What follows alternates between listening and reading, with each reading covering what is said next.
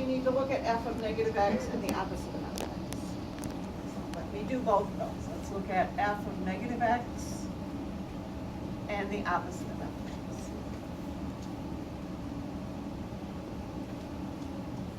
How do we find f of negative x? Well, you take whatever's inside the parentheses and you substitute it in for x.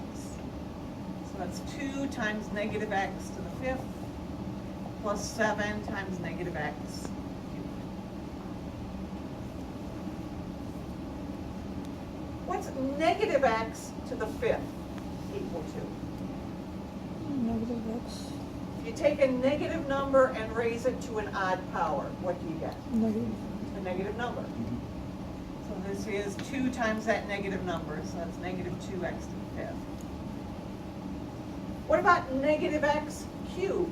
If you take a negative number to the 3rd power, what do you get? Negative 7. The negative number? Minus 7x cubed. Remember, negative number to an odd power gives you a negative number to an even power gives you a positive number. So that's f of negative x, plug in negative x.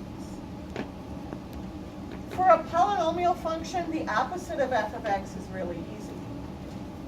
Take the opposite of that function. How do we take the opposite of that quantity? Multiply. Distribute the negative sign. Negative 2x to the 5th minus 7x. I have 3 function statements on the board. Are any 2 of them exactly the same?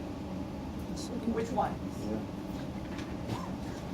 Negative. F of negative x is equal to the opposite of f of x.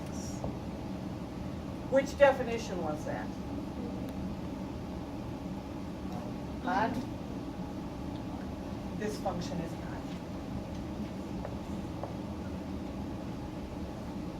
Now, what that can mean for us a little bit later on in the course, when we go to graph things like that.